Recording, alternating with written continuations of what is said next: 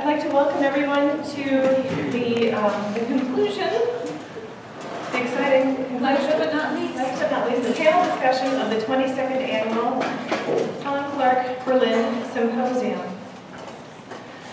The symposium was established by the friends and family of Helen Clark Berlind, class of 1958, to honor her memory on the occasion of the 80th Annual Exhibition of Contemporary Art, 22 years ago. The symposium has expanded and extended the educational impact of the annual exhibition every year since then, inviting scholars and artists to discuss issues relevant to each exhibition. So today, we are going to welcome Professor Leanne Zalewski as our moderator. Dr. Zalewski is an assistant professor of art history at Randolph College, where she teaches modern and contemporary art. She earned her BA from Berlind College, Columbia University, and her Ph.D. from the Graduate Center, City University of New York. She has received grants from the Center for the History of Collecting in America at the Frick Art Reference Library and the Frick College in New York, the Getty Research Institute in Los Angeles, and the Huntington Library in San Marino, California. She has presented papers at the College Art Association, Southeastern College Art Conference, the Mid-Atlantic Popular American Culture Association, the Feminist Art History Conference in Washington, D.C., and will deliver a paper later this month at Radboud University in the Netherlands. She is currently writing a book on art collecting that focuses on cultural exchange between Paris and early Gilded Age New York, and recently published an article in 19th Century Art Worldwide. So, Professor Zalewski will be introducing the panelists, and at this point I will turn the program over to her. Thank you. Thank you.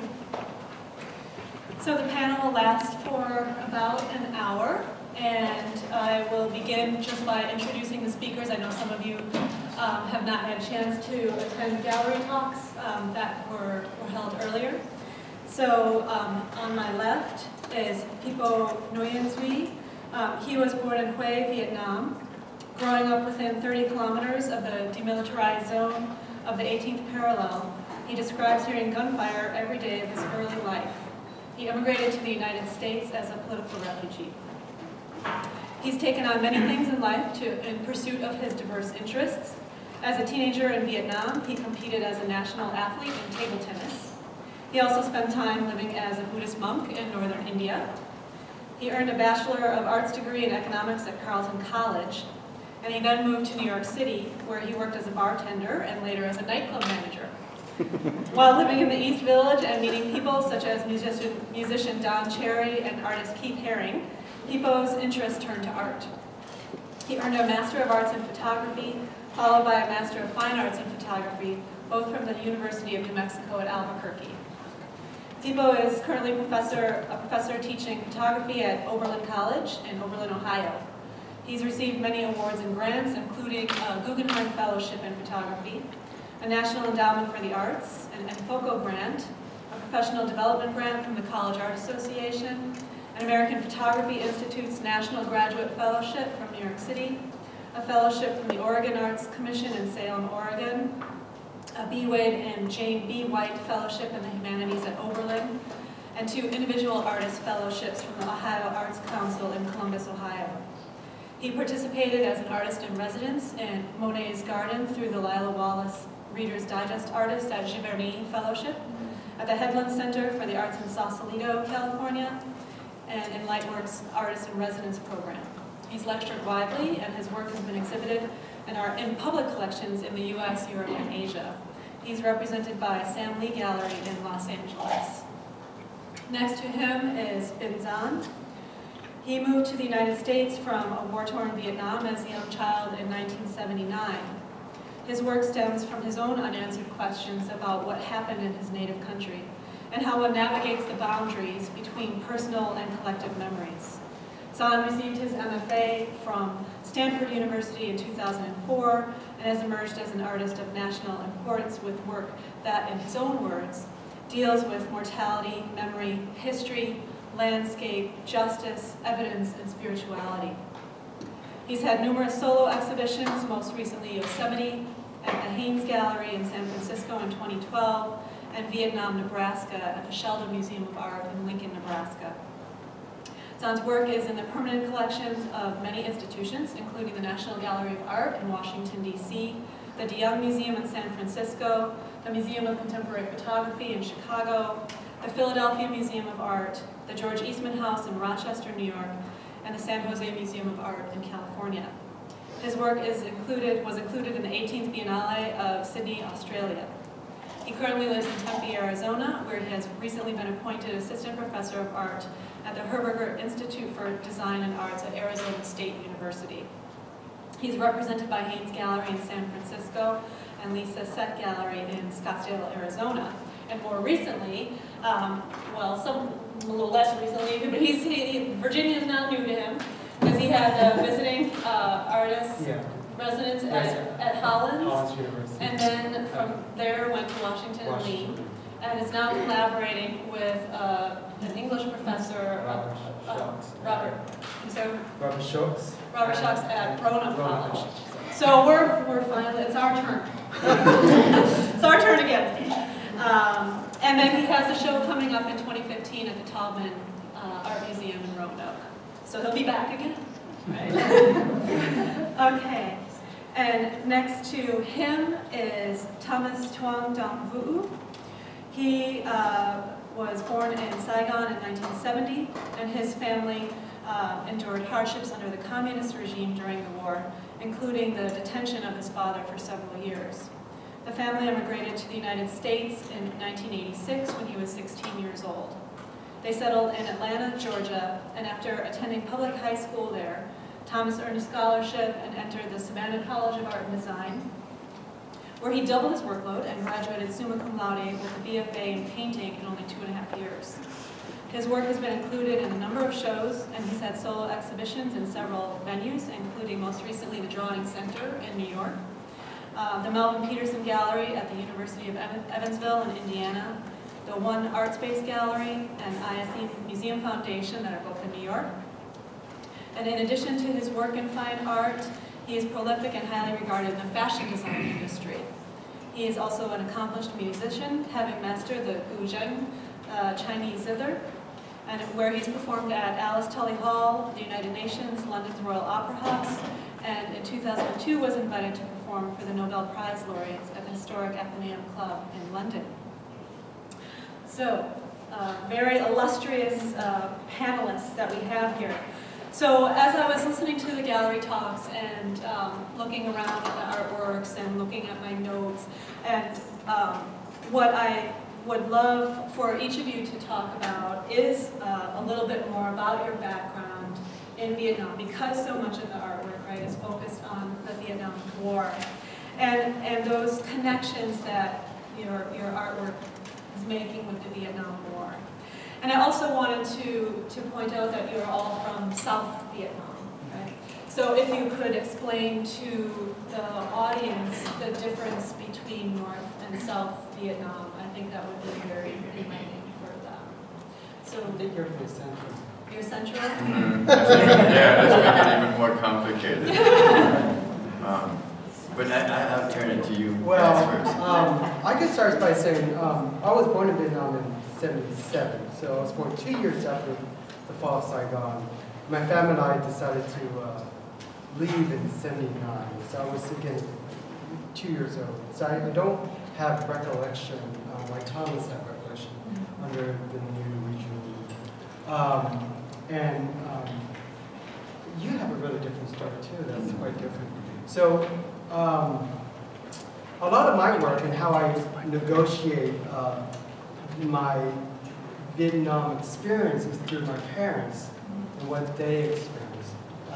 So growing up, I would just hear all these stories about life in Vietnam. And as a kid, you just want eavesdrops on your parents' conversation with their friends.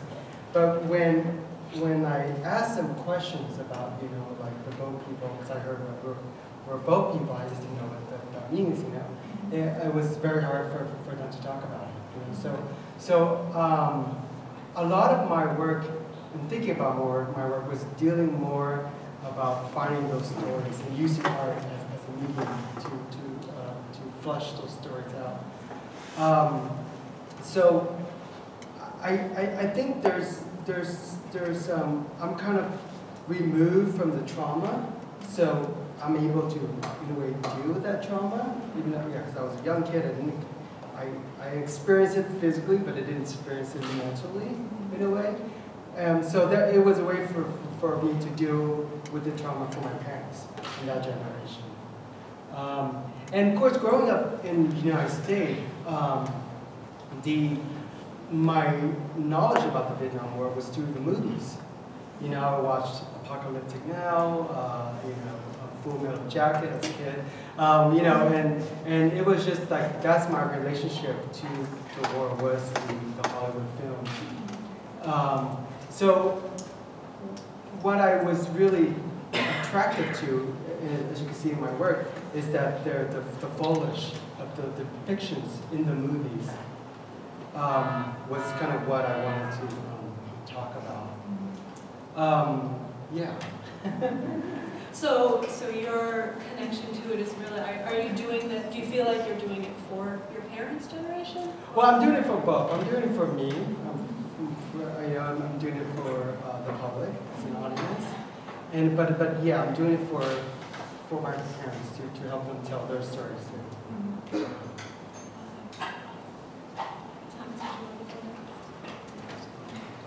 Well, my work is really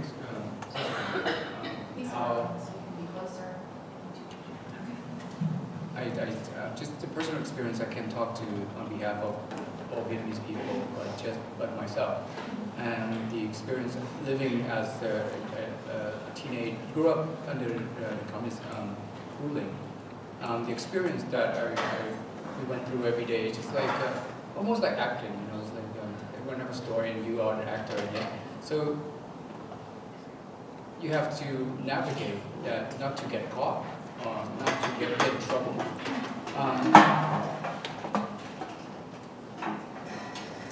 So my work is just the venue for me to let out all those, you know, feelings that I have, the truth really that I have behind this facade that you have to hide behind the facade. Otherwise, you will be, your family will get in trouble, not just you. You know, you can, your sister, your mom, your aunt. Especially, you know, my family will have a bad rep that my father in prison for certain thing already. So it's an honest, true feeling that a personal, you know, experience. I think it's really interesting for me to listen and to really watch, you know, to look at this work of both Thomas and of Binh. In a way, there's like this succession in terms of the sequence of time, you know, where I feel like you have directly engaged under the communist regime. I was fortunate enough, or unfortunate enough, whatever, we don't really know, but I left as a teenager before the communists came. My father was stuck in Vietnam for 9 years, so that, you know, that's a different thing. And to see how each engaged in this particular experience, one is perhaps mythological and passing down through oral history, such as, you know, in your case, and then yours is the direct experience. And for me, my experience is slightly different because I think I'm a generation maybe older than you guys, and you know, growing up having to dodge bullets and seeing, you know, all of these things that was happening around me, I have to tell you, man, I actually cannot watch any movies that deal with any kind of war. I've never seen Full Metal Jacket. I haven't seen any of those kind of movies. And so I think in many ways there's an attempt for me to deal with it in a way that's more metaphorical rather than a direct, kind of like, you know, so the anxiety and the violence is usually touched upon, but never kind of like directly engaged. So anyway, I think that is the, I think the difference in the generation. And I think when you talk about like North and South, you know, I don't think North and South, that's something that matters a lot during the war, maybe, you know, whereas who picked what side, and I can tell you how complex it is, because within my family, two of my uncles worked for the North, and the rest of them worked for the South. So, you know, it's really, truly, the nuance of North and South is really, it's really hard to decipher. Plus, there were a lot of Northerners who came down to the South to escape the communist regime because they were Catholics. Whereas now, I feel like in this particular new generation, you know, amongst the younger, you know, people, I see Northerners, Southerners, you know, young people as being whole. You know, they can actually converse without having to choose a side, because it's been 30 years past. And I hope it's going to be that way. And also the relationship to Viet Kieu, which is the kind of people like us who live overseas, to the relationship of people who live in Vietnam. So then in your experience, because you spent the last 2 summers in Vietnam and you maintain a studio in Vietnam, Mm-hmm. so how are your experiences when you're working in Vietnam? How is that? It's great. I mean, I think it's always, you know, as a Viet Kieu, who's like coming back to live. I mean, you know, I'm Vietnamese to the core, but you know, in the last 30 years, I've been eating Western food and whatever. I go into Vietnam, I mean, the dogs can just start barking at me because I just smell differently. You know what I mean? And then, you know, the way that I look is, of course, is, you know, I'm not a Vietnamese any longer. You know, just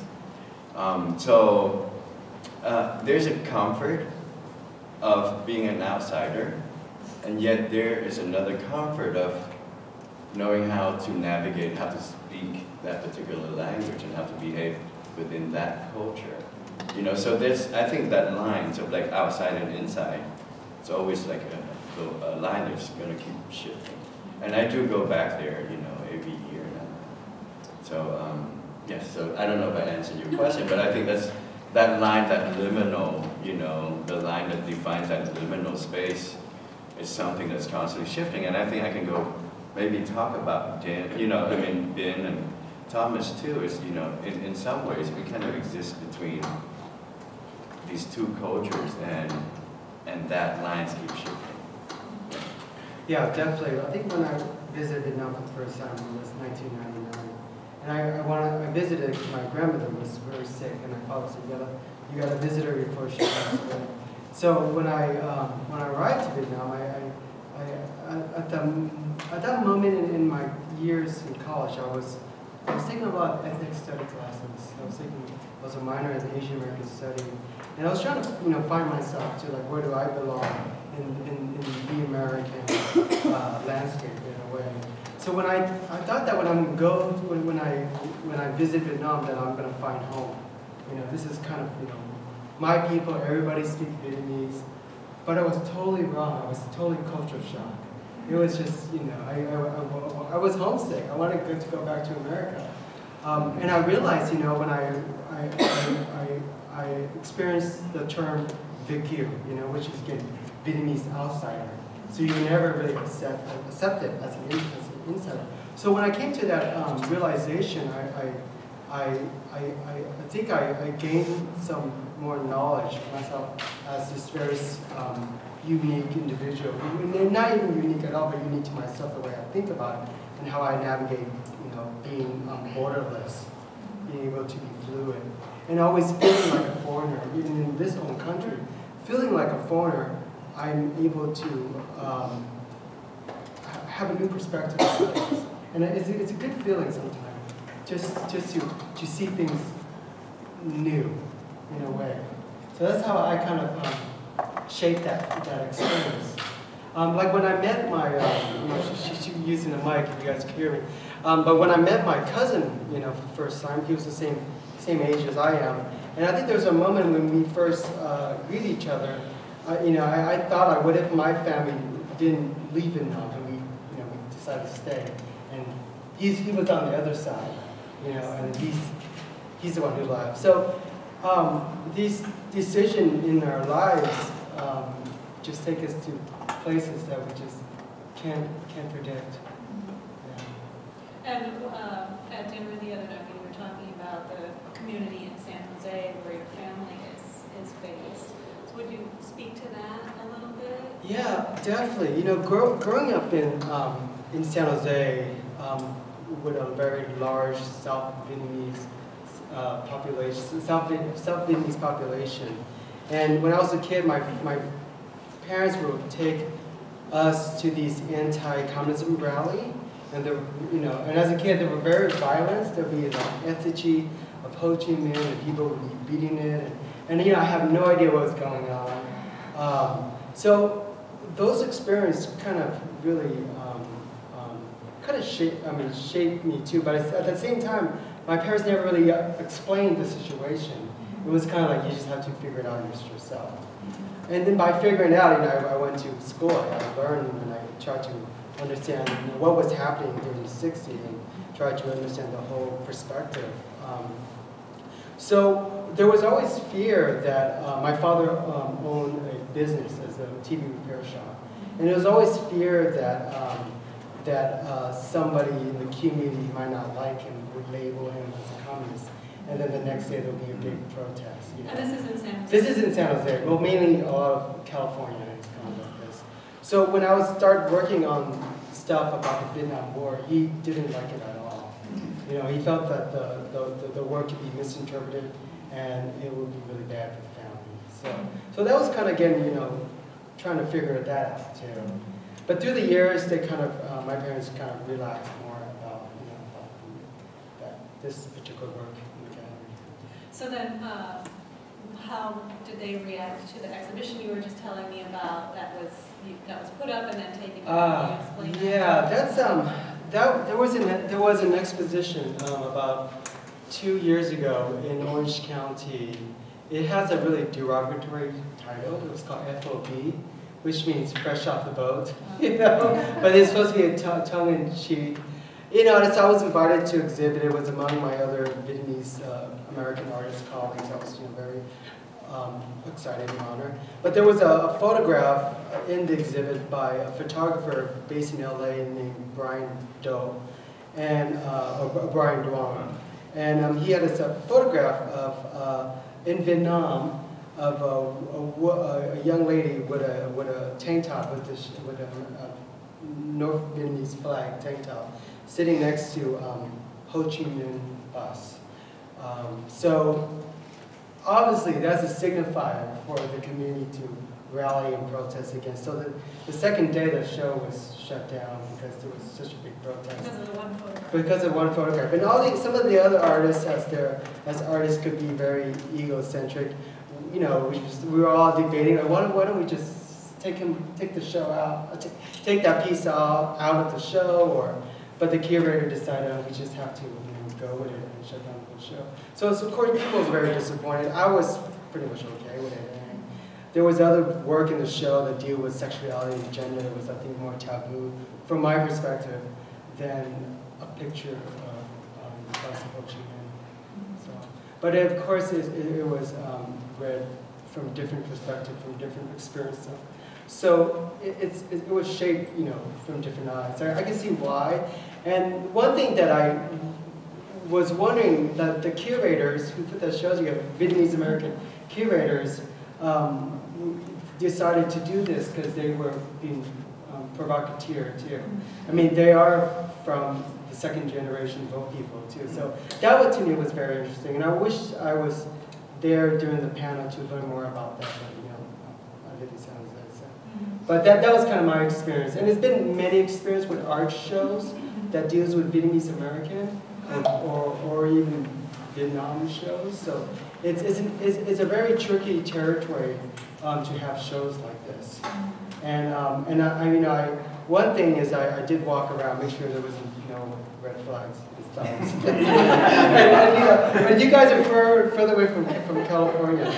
But anyway, I guess I just want to add something to Thomas too, because I'm kind of curious. Is of course, like the relationship to the country itself. Have you been back? Yeah. I've been back a few times. Thank you. back to the first question, yes, I'm from the north, and we immigrated to Saigon in 1954. I was born in Saigon, but my family is from the north, originally. I worked in the garment industry for about 12 years, and I make a lot of trips back to Asia. Lots of time to Hong Kong or Vietnam for factories and working with them. But a few personal trips that I bring my father back to see his sister in Hanoi. After 50 years, more than 50 years, they haven't seen each other since my family moved down to Saigon.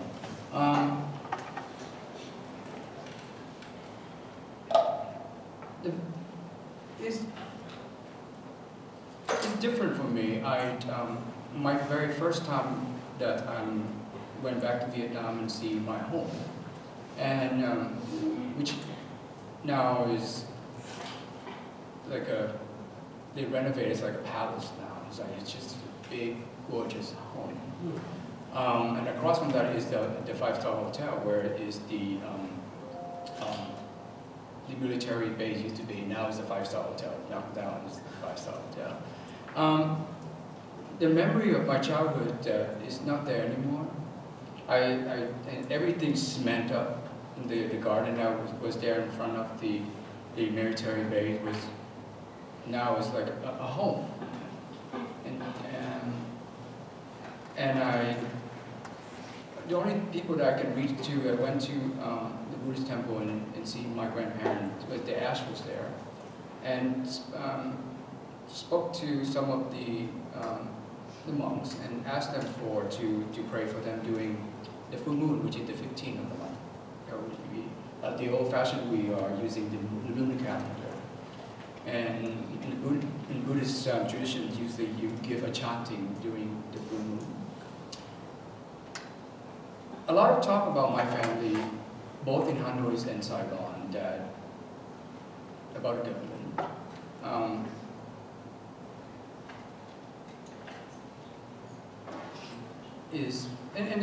And funny thing is, when I'm in the taxi in Hanoi, and they playing this music, which is prior to the war music. We call it Nhat Van.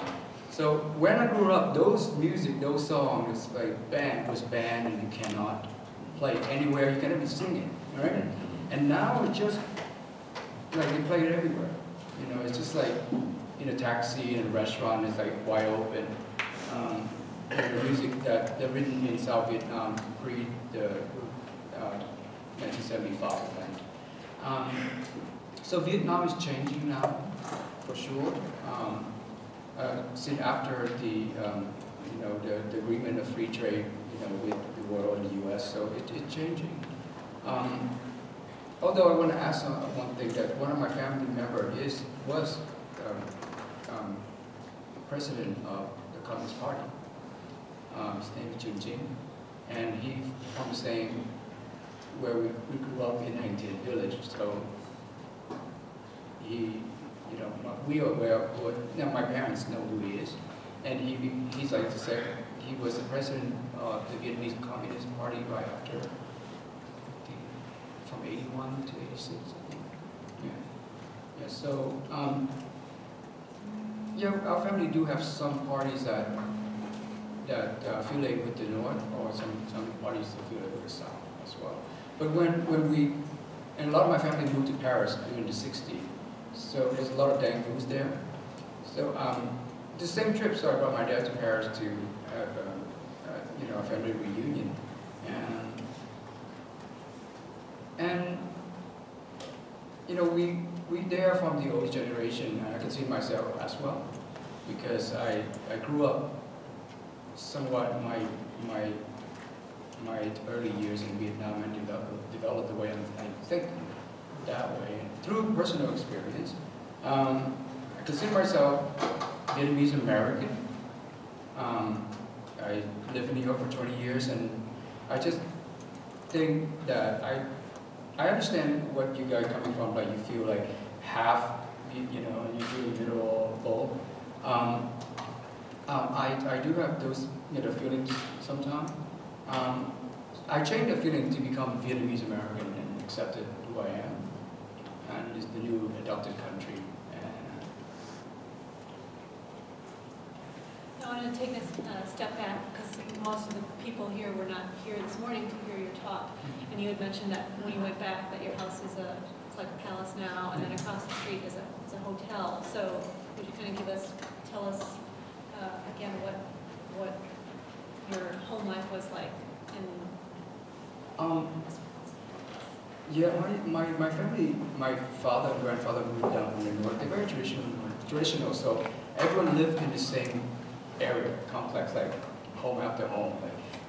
Like all my aunt and they married, but they still have to live. Their family lived there. So my cousin is on a whole block. So when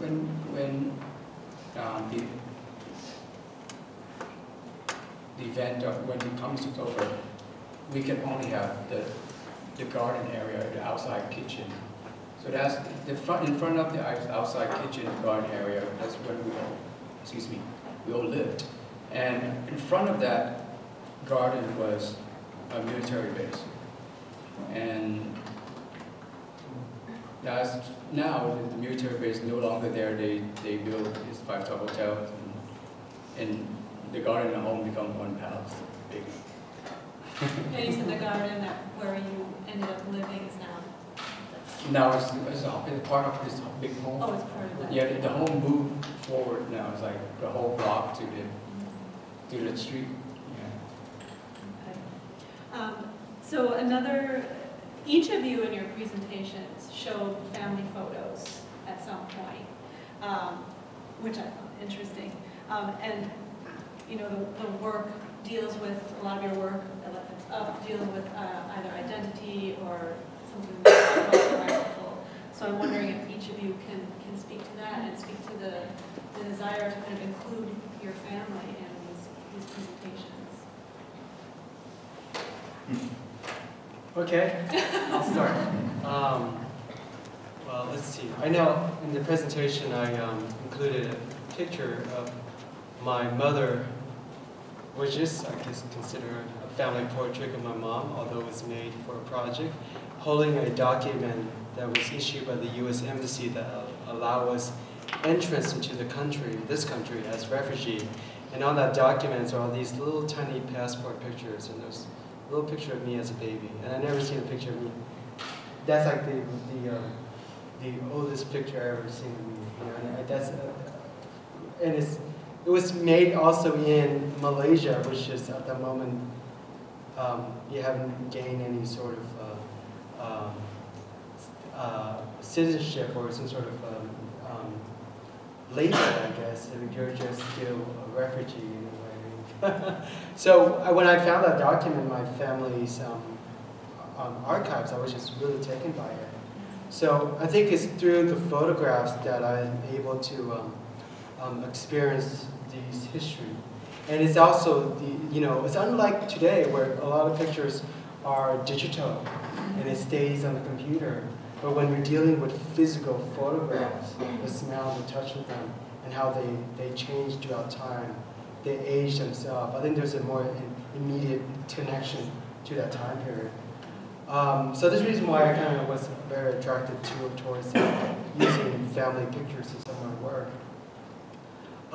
And just through researching, looking at my other family photographs, like I didn't show in the presentation, but I have a picture of my mother, which I used in another artwork piece of her in a studio backdrop with her just profile, this boat kind of montage boat growing out of her head.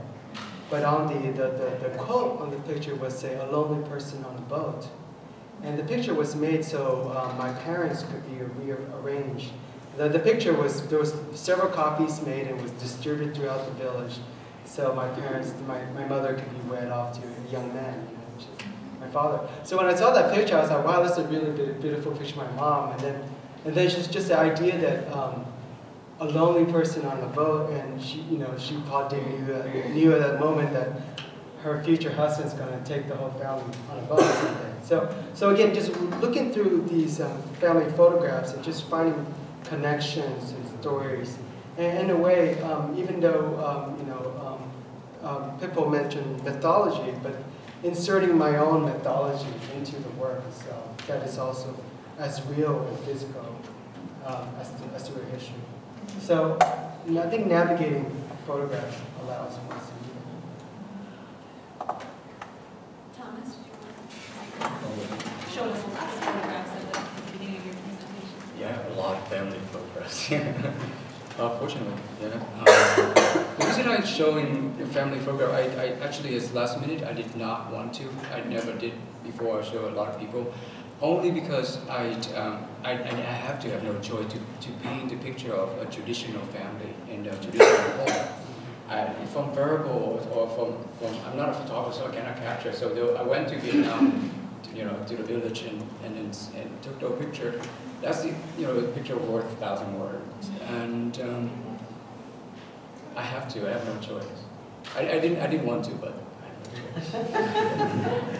So you felt we needed it in order to understand the story. For those of you who weren't here, I started my lecture, I guess yesterday, with an image of myself with my 3 older sisters and my parents, to sort of talk about the complexity of what is Vietnamese. And I think first, this photograph is to claim my authenticity and how I own up to my narrative and all of that. And in a way, it provides a certain specification and to my roots as a proof of where I once belonged. But at the same time, I was talking about my sisters' names are Mimi, Fifi, and Gigi, and then Pipo. So it was like kind of an introduction to the friction of East-West within a traditional Vietnamese family that has always had been there prior to the American War. And I was talking about the French and the Vietnamese sort of friction. And from my point of view, the kind of work that I was doing before that's autobiographically driven, question identity and the performative aspect of identity, because my work dealt with the post-colonial kind of theory and dialogue, I think it was really important for me to point out the kind of friction between East and West within those personal photographs. And then, so what about these that are directly behind us? Absolutely. I mean, that's what I'm talking about. My intention before, during my, with my earlier work, has been always trying to undermine and to subvert that colonial gaze upon us as the subjects, because I also show images, historical images of, say, coolie, carting around like a white Western woman. And that's how it's always been rendered, through, even like the 19th century here in the States. And so what I wanted to do is, listen, I want to rewrite that history. I'm not going to be your servant. Or like, I don't see myself as servant of you in these historical images. But this is how I see myself in this, culture. As it's like, someone who's capable, someone who's empowered. Just response to that, I think it's so different than me, because I look at pictures, 19th century pictures of Asian, and a lot of them are illustration. So a lot of them depict laundry mats, very Asian men, Chinese men, the drawings are very exotified, and almost, it's kind of like a couple years ago, there was a William Hung, what's that TV show, not TV show, that game show, with that singing game show, talent show. Do you remember there's a American Idol character? American Idol. American Idol. And because of that performance he gave, and then the caricature, and then people thought, well, that's it. That's how Asian men are. But when I look at this is really different. There's a sense of empowerment.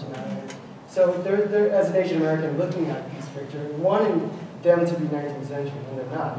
There is a sense of again inserting that mythology and that history, which is I'm sure most of it is true, but it wasn't depicted that way throughout the text. There were plenty of gold miners in the West that were actually Asian.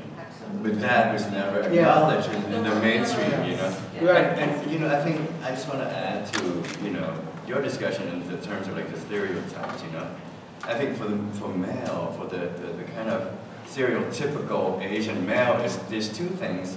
It's either you're like a wave-like eunuch who's like completely asexual, or you are just a badass kung fu kick-ass shadow. You know, so how do you navigate between those two?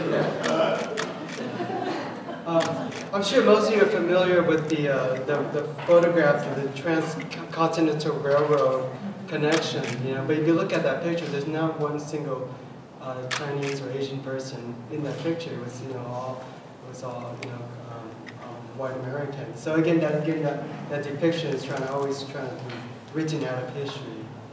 I just want to follow up one more thing about family photograph real quick and you can move on. I just remember that I actually show not my own family photographs, but other family photographs from the Lincoln, Nebraska, Vietnam, Nebraska project. And what I wanted to get across with those pictures and using those family photographs, appropriating it from the family, contributing to the mirror, was I want to show their bodies in the Nebraska landscape, which is so foreign for me, coming from California. You know, I thought only Vietnamese people live in California. You know, they live in Nebraska, in Snow County, you know. So when I saw these pictures, I was so like, I was like, wow, you know, this is just, that's their experience, and I had a different experience. It's like there's actually Vietnamese boat people who went to Israel, and they speak Hebrew, you know. I've been watching this document, and they're just so fascinating to me. So the diaspora of it is just so rich of what just, you know, what happened after the 75.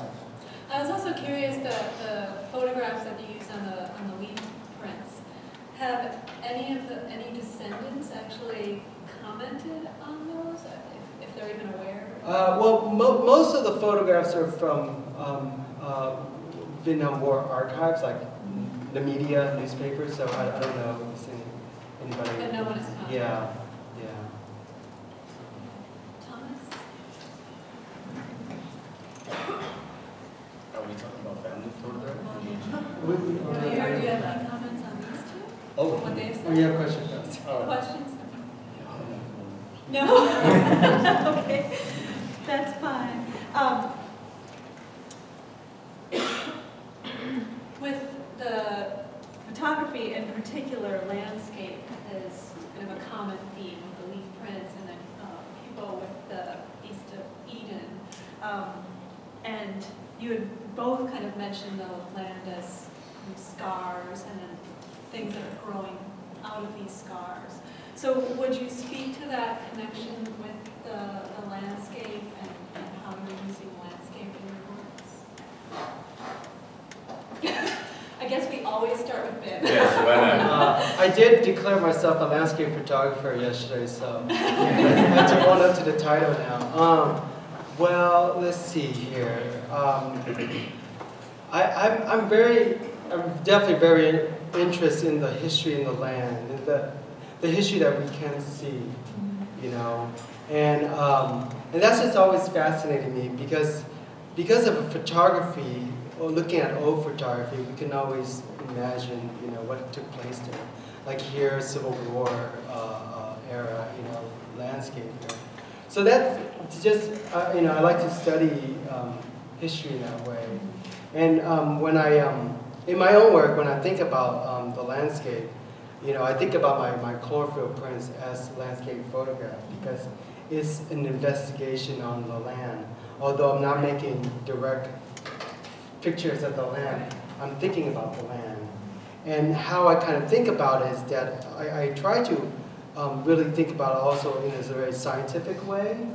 Is kind of my methodology of like thinking about our bodies are composed of atoms, and every single atoms in our body, which must be trillions and trillions of atoms, they have been around since the beginning of time, you know, 14 billion years ago, or created maybe 10 billion years ago in the stars somewhere, and how each of those atoms have history to them, and also they are all part of some particular landscape. It could be a landscape of the stars, the moons, or recently it's the Civil War, you know. So just thinking about land that way and being able to go right into it without physically seeing it is kind of what I'm trying to capture with the work. Yeah. For me, the landscape is really just like the backbone of the work, you know, since I think this is just a later part. This is the third chapter to the work. I began this project in 2000, right after September 11, so it's about 12 years now. But you know, at the time I was looking at this particular landscape, especially the one out west in this country, and really trying to compare it to, and see similarities between the Western landscape and what was once depicted in 19th century American landscape paintings of the Hudson River Valley paintings, where, you know, the Western landscape was rendered as the Garden of Eden. So what I thought about was, one, after September 11, in this post-Eden age, how do we perceive our landscape? So, you know, my first chapter really dealt with the people who live in this landscape and how they deal with that anxiety that begins to permeate what once was Eden. And so when I start doing this as a third chapter, and for me, it's looking at the landscape that has been through a trauma and how it has rejuvenated and become Eden once again. So, you know, that cyclical, you know, way of looking at the landscape. And as for me, the landscape is really important because it provides somewhat of a metaphor for me to search for that sensory kind of, you know, I've been thirsty and hungry for that humidity and the kind of sense of smell and the lushness that once were like this mythical idea of home in my head. And so I think besides the idea of providing this backdrop to do the work and providing a way to looking at the landscape that's able to regrow from this trauma, it's also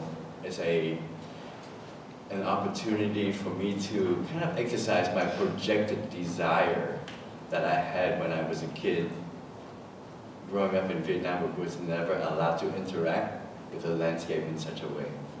You know, I mean, I was in Saigon, if we don't go camping, you know, I mean, if we go camping like outside, like 15 miles away, we could be captured by the enemy.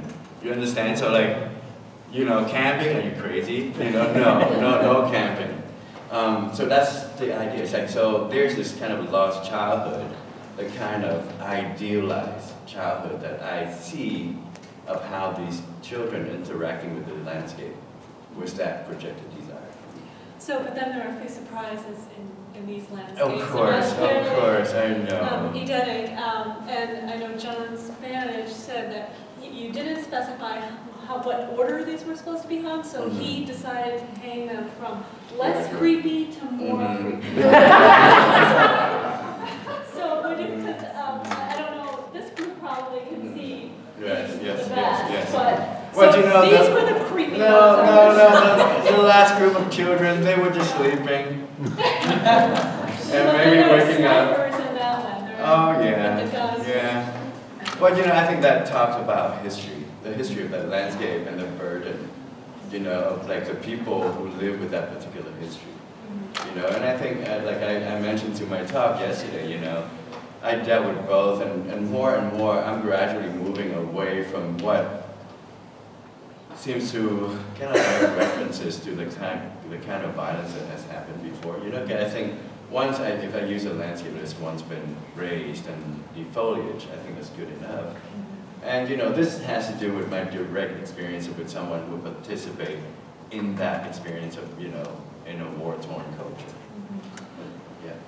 Thomas, I was going to kind of segue to you because I know you had showed a picture of the landscape from Vietnamese landscape from above before Agent Orange and then after. And you, right at the entrance of our exhibition is your painting, Agent Orange. And then you also include guns, since we're talking about the snipers, the guns, and you said that, you know, this was a very strong memory of yours, the toy guns that you had when you were 5 that were taken away. So I'm trying to connect kind of this imagery from these landscapes to what you're doing with your paintings and the imagery that's in your paintings.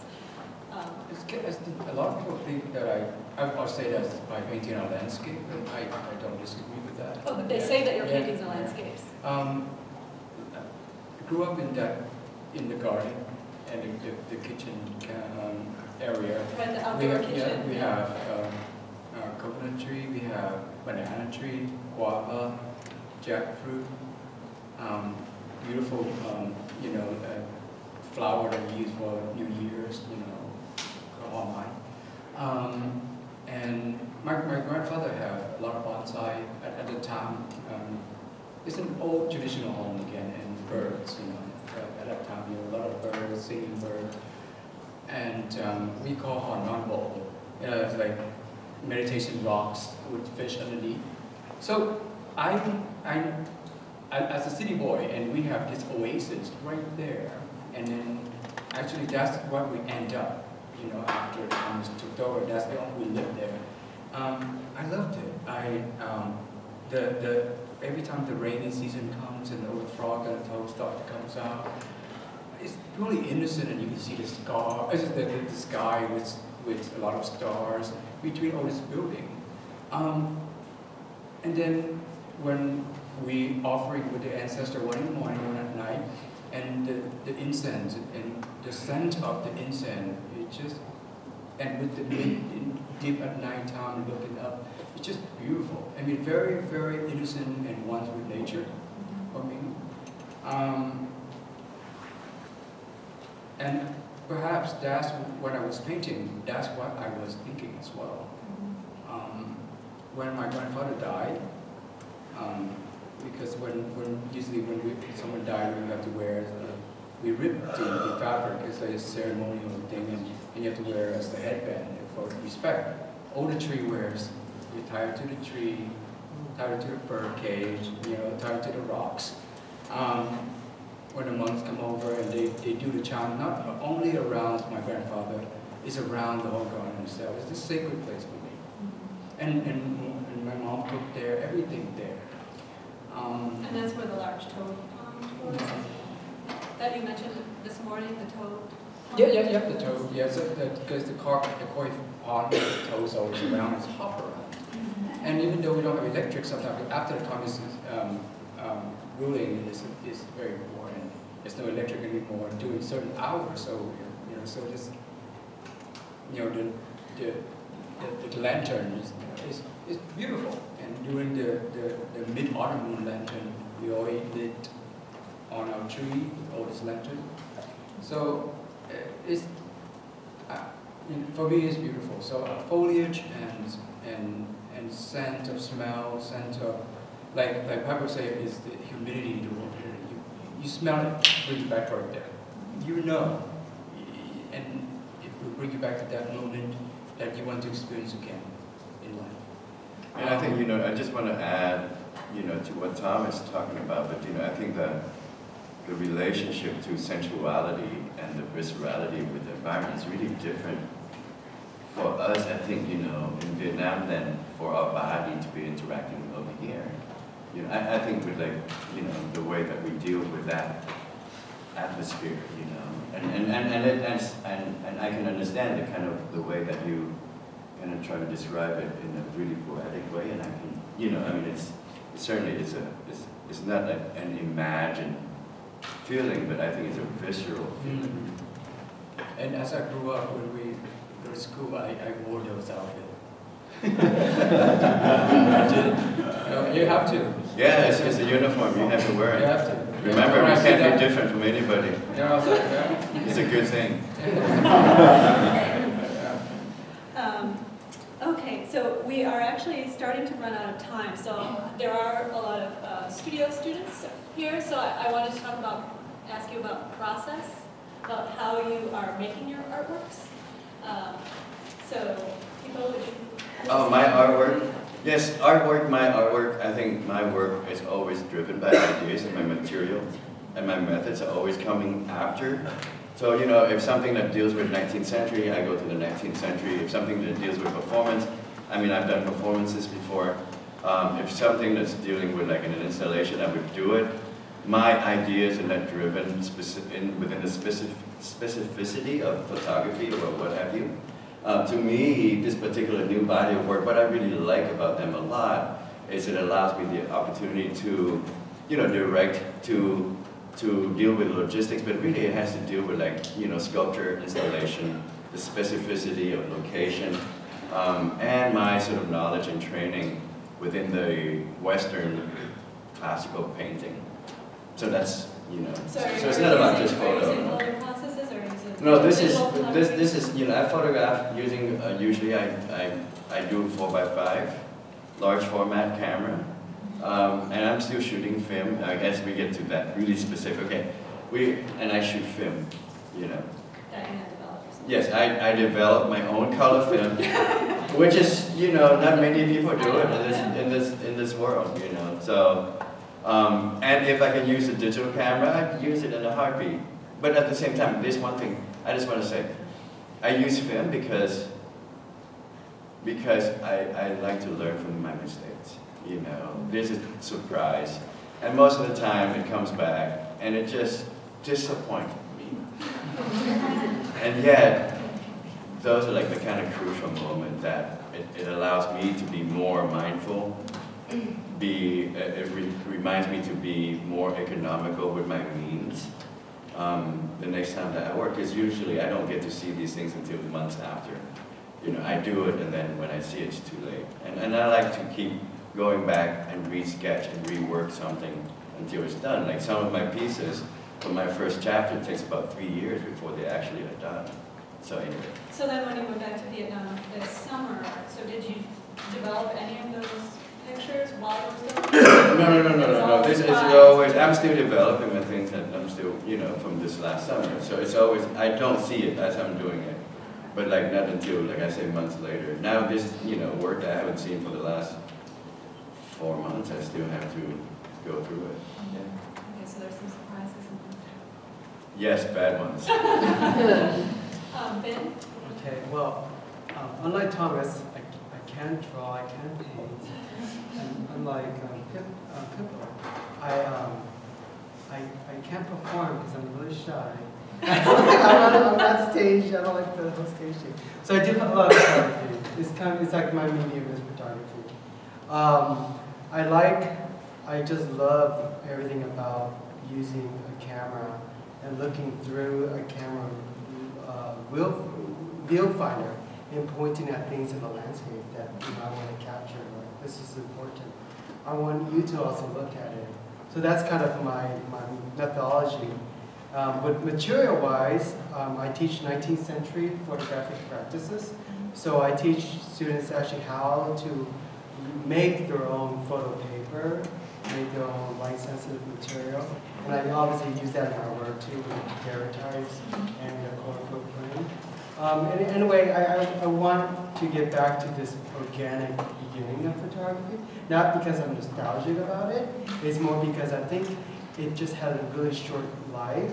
Like there's so much about the daguerreotype that modern people haven't experienced. Like to them, looking at daguerreotype is almost a contemporary piece of art because one having experienced that before.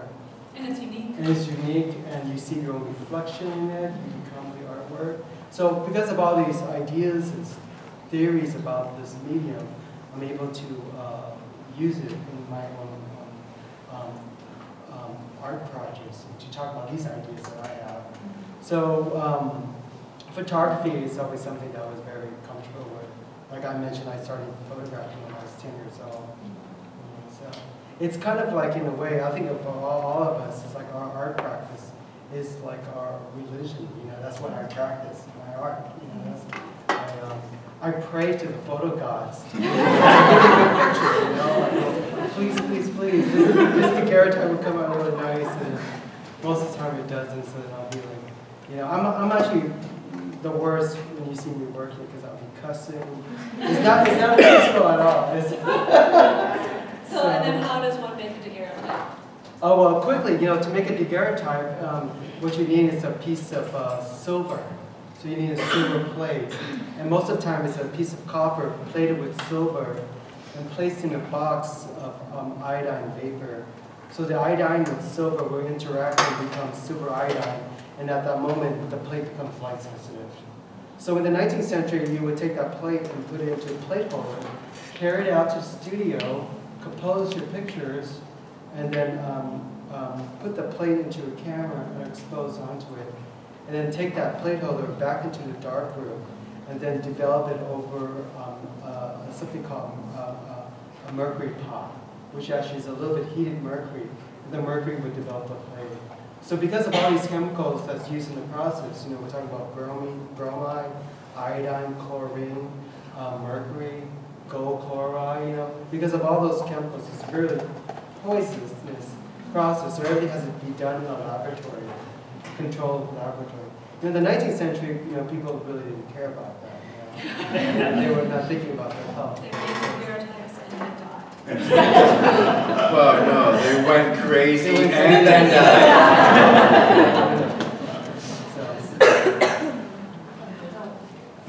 Talk about a photo god, trying to offering him something. Bananas or something. My work is, take about 8 months to dry an oil paint setting before you can, because I work through layers, so tentatively they dry around a week or 2 weeks, but to be really set down for completely dry, take about 8 months before you're able to glaze anything on top of it. So one of my paint, each of them take a long time. It might look very quick, but there's a lot of process there, a lot of learning. So I'm very slow.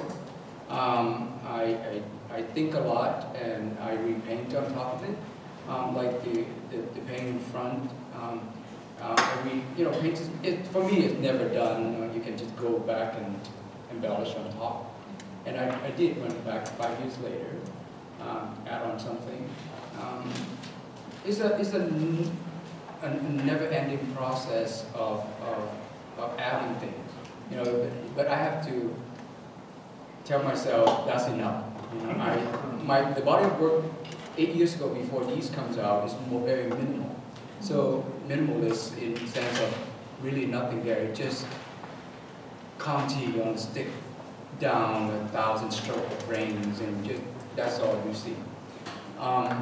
And 8 years ago I switched a little bit more abstract expressionist and go that way, but and then I decided to put text and the mixed media into it.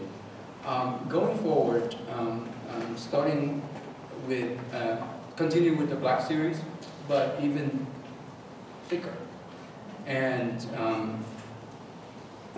continue with the irons and gasoline series as paint, as drawing. You see it at the end. So that's just my departure from this kind of work.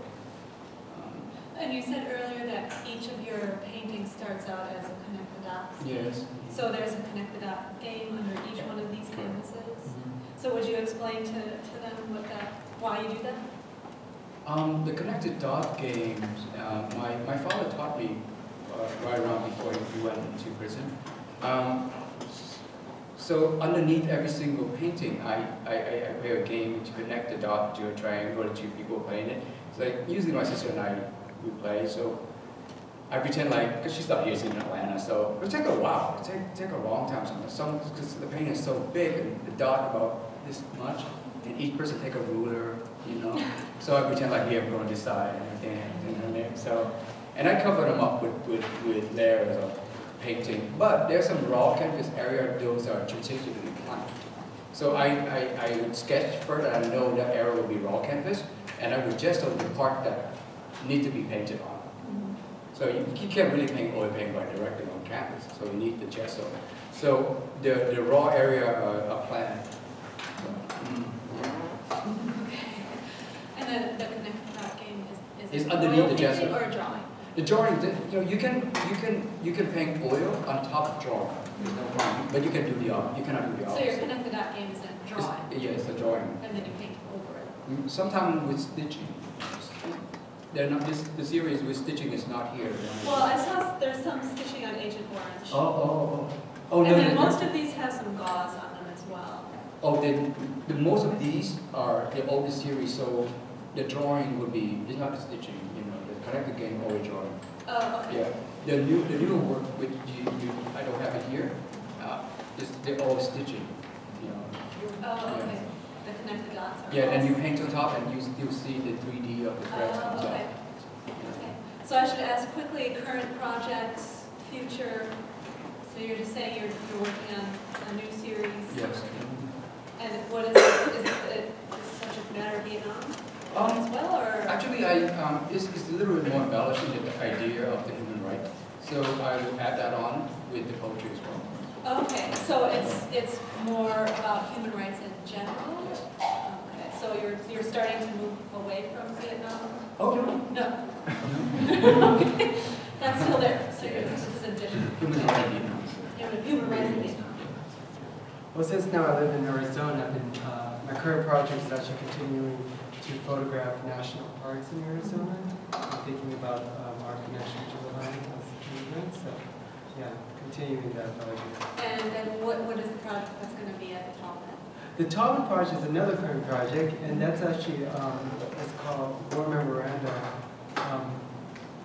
the Civil War, Walt Whitman, and the Hero.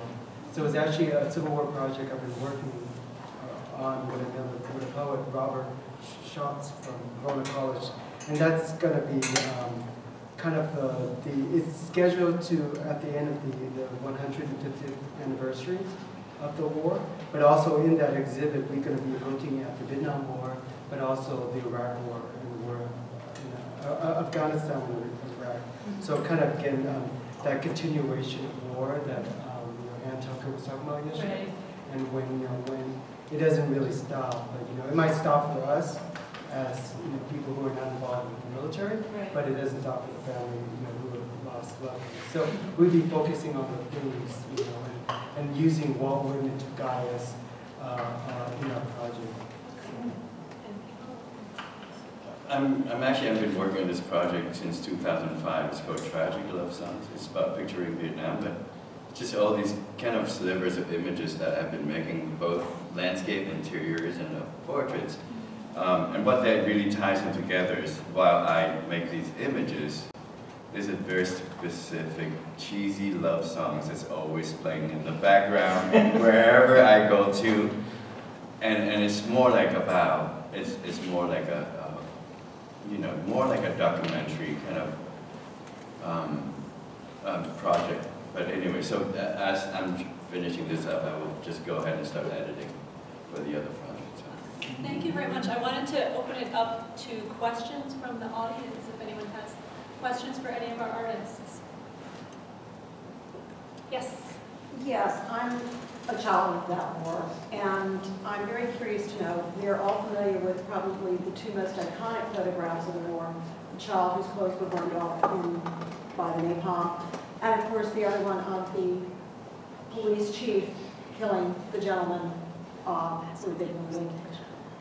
That gentleman came here and was living in Northern Virginia, had a very good life for a while, and then it got out as to who he was.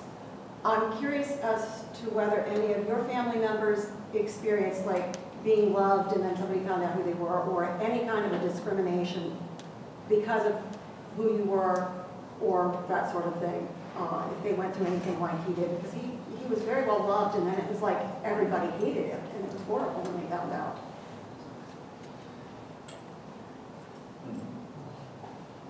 I think that I hope not. I think that experience is, to me, is so unique. Okay.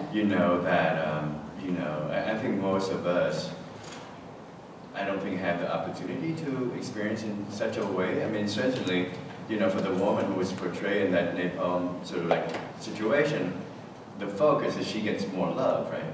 Yes. And so I think it could be a negative thing or a positive thing, but it just depends on how the stories are told through these images. Because you know, that man, like, we had this long discussion about whether or not this man was a bad man, but no, I mean, in terms of like military philosophy and characters, he was actually a very good man. You know, so I think it just depends on how willing you are to explore the different narratives within this one particular image, or do you want to just distinguish everything through a black and white kind of binary, you know, system? Yeah, yeah.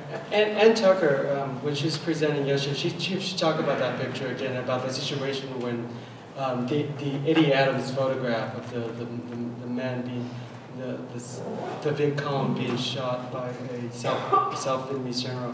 And she talked about that too again, you know, because of that situation, there was really no lines, no enemy lines, you know, that was what you do. And then the other picture regarding Kim Phuc, the young child in the napalm photograph, she now lives in Canada, and she runs the Kim Phuc Foundation, which is a foundation about forgiving. So she has, you know, used that picture to promote her own, foundation about helping children in war-torn countries. So in a way, you know, she's able to grow from that picture too. So you can find more about her foundation online. Thomas, I wanted to ask you about your music, because it was referred to. Bring it out now. Yeah, we were promised music this morning. We had some music in this presentation in the morning. I'm a retired musician, so I 5 years now. I only teach on the weekend. Excuse me, sir, did you say you were 40 years old? 43. Oh, My finger not as fast anymore. I decided to really focus in painting because I do so much. One of the students that we had lunch with, or we're talking about so many different media, and I saved this answer for you. Answer your question, I'm just like you. I in advertising, I'm in fashion photography, and I'm in art directing.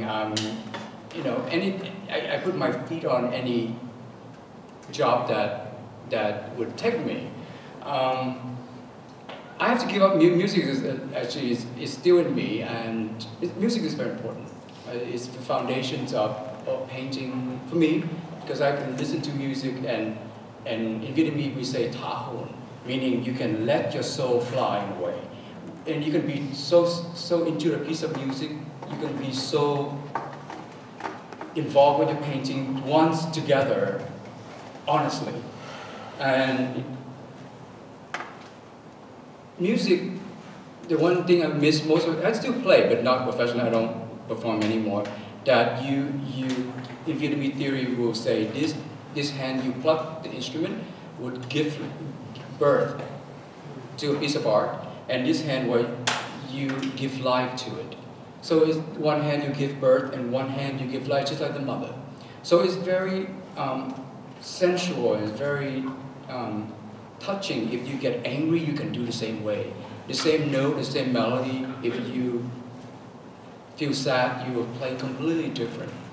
I focus in painting because that's just my calling is, and I still teaching music. But one day, you know, the instrument is always there. I would pick that up, you know. But for now, I think I give it a break with my fingers really is not as fast anymore. Yeah. Are there any other questions? You said you paint in layers, and then they take a long time to dry for painting. But do you have all of your layers planned out before you start, or do you, like, as that one layer is drying for 8 months, are you thinking about what the next element will be? I do commercial painting as well, and for commercial, but the commercial work I do plan. I plan it out because that's how the client wants it. But for my fine art, I don't at all. Each layer, and I just leave a few weeks, I come back, and instead overnight, you know, I can do something else, you know, really quick. But I need the time between to think and, is that the right place or not? It's not about composition, it's about the moment, how I feel that, with the music. To answer your question, my fine arts, I do not plan. Does anyone else? Yes. That's for you, Thomas. You said the paint takes months to dry, but like other abstract painters who paint with other mediums, like house paint, it dries in 20 minutes. Why don't you switch? Oh, I have a love relationship with oil paint because I love the way it smells. All the toxic come in, and the turpentine, I like that. I like the hardiness of when the oil paint, when it dries, it's hard up. Instead of acrylic, you can still feel the softness and the sheen of acrylic. Sometimes it didn't catch the light right on the gallery setting. For me, I do paint acrylic for not for commercial wise, but not oil paint because it's dry quicker. But I prefer oil. Yes.